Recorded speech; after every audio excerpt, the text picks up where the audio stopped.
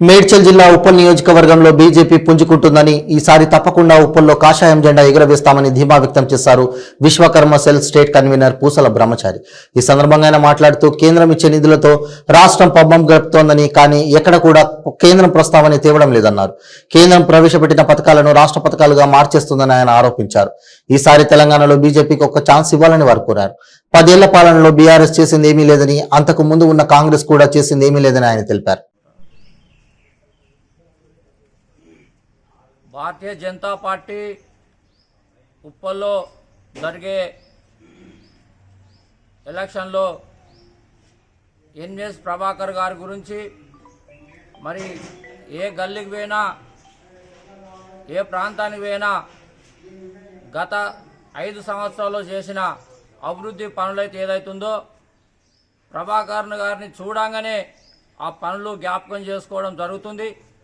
మరి బిఎల్ఆర్ కానీ ఇటు కాంగ్రెస్ అభ్యర్థి కానీ మన యొక్క ఉప్పల్ కాన్ఫరెన్స్లో ఎక్కడ ఏ బస్సులో పోయినా వాళ్ళది సామాజిక సేవ కానీ అభివృద్ధి పనులు కానీ బీఆర్ఎస్ అభ్యర్థి ఎమ్మెల్యేగా ఉన్నప్పుడు కూడా ఏ కాలనీలో కూడా డెవలప్మెంట్ లేదు, ఎటువంటి అభివృద్ధి పనులు కొనసాగలేదు.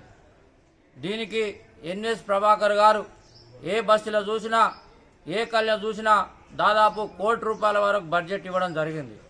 ఎగ్జాంపుల్ హౌసింగ్ బోర్డులో చూసినా తిరుమలనగర్ కానీ ఆనందనగర్ వెల్ఫేర్ అసోసియేషన్ కానీ మరి కైలాసగిరి కానీ మరి ఈ డివిజన్లో ఎక్కడ ఏ బస్సుకి చూసినా కూడా మరి వాళ్లకు కుల సంఘాల భవనాలు కానీ మరి కాలనీ డెవలప్మెంట్కి కూడా భవనాలు మరి దాదాపు ₹1 కోటి వరకు బోర్లు కానీ అండర్ గ్రౌండ్ డ్రైనేజ్ కానీ ఇవన్నీ కూడా ఇవ్వడం జరిగింది. ఓన్లీ హౌసింగ్ బోర్డే కాకుండా డివిజన్ కాకుండా మరి కాప్రా కానీ ఏశ్వరరావు నగర్ కానీ మరి చెర్లపల్లి డివిజన్ కానీ చెప్పుకుంటూ పోతే 10 డివిజన్లో అభివృద్ధి పనులు ఎటువంటి ఆటంకాలు లేకుండా నిర్వహించిన మరి చదువుకున్న వ్యక్తి, మరి బీటెక్ సివిల్ ఇంజనీర్గా పేరు పొందిన మరి వ్యక్తి మరి ఈరోజు ఎన్నికల్లో పోటీ చేయడం జరుగుతుంది. మరి ముగ్గుట్లో మరి చదువుకున్న వ్యక్తి ఓన్లీ ఎన్ఎస్ ప్రభాకర్ గారు కాబట్టి మరి ఉప్పల్ ప్రజలు ఆదరించి బీజేపీ అభ్యర్థిని అత్యధిక మెజార్టీతోని గెలిపించాలని కోరుచున్నాను. అలాగే భారతీయ జనతా పార్టీ నరేంద్ర మోడీ గారు మరి 18 కుల సంఘాలకు పిఎం విశ్వకర్మ మరి స్కీమ్ తీసుకొచ్చి ఒక్కొక్కరికి 3 లక్షల రూపాయల అది ఆగిపోయింది. 30వ తారీఖు తర్వాత మళ్ళీ ఒక స్కీమ్ కొనసాగుతుంది. అలాగే పేద ప్రజలకు ఆయుష్మాన్ భారత్ కార్డు అంటే ఉచిత విద్య, ఉచిత ఆరోగ్యం, హాస్పిటల్ మరి ఏదైతే తుమ్ము వచ్చినా దగ్గు వచ్చినా జ్వరం వచ్చినా ఏదొచ్చినా మరి ఆ హెల్త్ కార్డు నరేంద్ర మోడీ గారు 5 లక్షలు ఇవ్వడం జరుగుతుంది. మరి ఒక ఇంట్లో ఉంటే దాదాపు ఒక మనిషికి 5 లక్షలు ఆ కార్డు విలువ. అంటే 4 ఉంటే 20 లక్షలు, 6 ఉంటే 30 లక్షలు, 2 ఉంటే 10 లక్షలు, 1 ఉంటే 5 లక్షలు. మరి ఈ ఎలక్షన్లో ₹1000 ఆశపడి 2000 ఆశపడి ఓటును మనం అమ్ముకున్నట్టయితే ఇవన్నీ మనకు వచ్చే 20 లక్షలు రావు, 10 లక్షలు రావు. మరి కరోనా సమయం నుంచి అప్పటి నుంచి ఇప్పటి వరకు నరేంద్ర మోడీ గారు ఏదైతే రేషన్ బియ్యం ఇస్తున్నారో అవి నరేంద్ర మోడీ గారు ఇచ్చే బియ్యమే. మరి కేసీఆర్ నరేంద్ర మోడీ గారు ఇచ్చే 5 కిలోలు, కేసీఆర్ ఇచ్చే 1 కిలో బియ్యం మాత్రమే. నరేంద్ర మోడీ గారు ఎప్పటి నుంచి అయితే బియ్యం ఇచ్చుడు స్టార్ట్ అయిందో కేసీఆర్ ఇక్కడ తెలంగాణ ప్రజల నోట్ల మన్ను కొట్టిండు, రేషన్ బియ్యం ఆపేసిండు. ఏదైతే గోధుమలు ఇవ్వడం గోధుమలు కూడా బ్లాక్ మార్కెట్ తరలిపోతున్నాయి.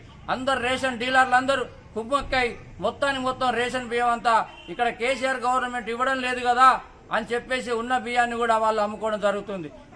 పేద ప్రజలు రేషన్ దారులు ఎవరైనా కానీ దయచేసి ఈసారి భారతీయ జనతా పార్టీ మరి అత్యధిక మెజార్టీతో ఎన్ఎస్ ప్రభాకర్ని గెలిపేయాలని కోరుకుంటూ, అలాగే భారత ప్రధాని నరేంద్ర మోడీ గారు హైదరాబాద్ గడ్డ మీద బీసీ బిడ్డను మరి ముఖ్యమంత్రి చేస్తానని ప్రకటించడం, అలాగే మరి దళిత బిడ్డలు ఏదైతే మరి మాదిగలు ఉన్నారో వాళ్లకు ఎస్సీ వర్గీకరణ కూడా చేస్తానని చెప్పడం, 40-30 సంవత్సరాల్లో మందకృష్ణ మాదిగ గారు ఎంతో ఉద్యమం, పాపం ఆయన ఏజ్ చిన్నప్పటి నుంచి ఇప్పటి వరకు మరి ఏజ్ అయినా మితించినా కానీ మరి లాస్ట్ మూమెంట్లో భారత ప్రధాని నరేంద్ర మోడీ గారు ఆదుకొని మందకృష్ణ మాటను మన్నించి మరి తెలంగాణ గడ్డ మీద మరి మాదిగల బిడ్డల కోసం మరి ఎంతో బహిరంగ సభ పెట్టి మరి అనుకూలంగా వర్గీకరణకు అనుకూలంగా నిర్ణయం తీసుకుంటున్నారు.